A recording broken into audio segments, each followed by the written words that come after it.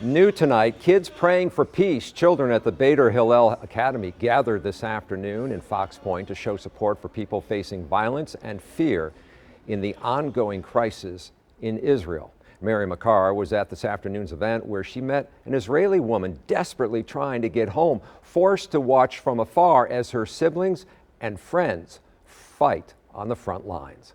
I want to be back with my family, obviously, with my people. I want to help fight. What was meant to be a quick trip to see family in southeastern Wisconsin turned into an indefinite stay for Shayna Michael. I have no idea how long I'll be here. It really depends on the situation in Israel. With flights to and from the war-plagued state at a standstill, the Israeli resident is stuck thousands of miles away and hearing the worst from loved ones back home. I just got off the phone of a Zoom funeral of a good friend of mine, actually from Israel, who was killed in action trying to defend his country. Shayna is one of 5 siblings, all 4 of whom are fighting on the front lines. So I'm a little emotional, as you can tell. I don't know what's up with them. We keep checking in, but everything is, it's a big mess right now. She says the worst part is the uncertainty of which friends and loved ones have been impacted. We don't know which of our friends are alive right now and which are killed in battle or from the kidnappings and the mass massacres. Support from the local Chabad in Milwaukee has offered her comfort as she tries to fundraise and help people at home from afar. Many of those funds going toward chartered flights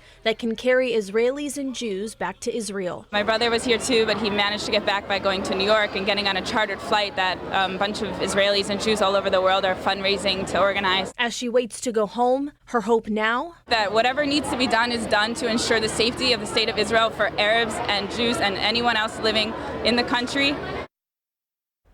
Miriam joins me now. Tough situation for Shayna there, but you also talked to, a Wisconsin man who's in Israel, and he's trying to get back home. Yeah, that's right, Charles. We brought you the story of Scott Forrester yesterday, who traveled from Madison to be with his daughter in Israel when the war began. He initially booked flights to Budapest for tomorrow, which were canceled. He tells me he's been in contact with local representatives and the U.S. Embassy for help securing another flight. He spent 4 hours searching today before booking another plane that he hopes will actually take off tomorrow.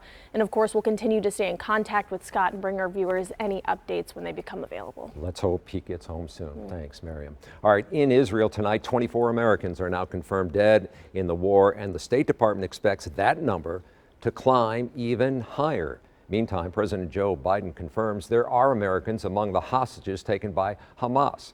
Before leaving for Israel today, Secretary of State Antony Blinken spoke about efforts to free those Americans. We have a number of Americans who remain unaccounted. We are working very closely with the government of Israel to determine their whereabouts and, if they have been taken hostage by Hamas, to work to secure their release.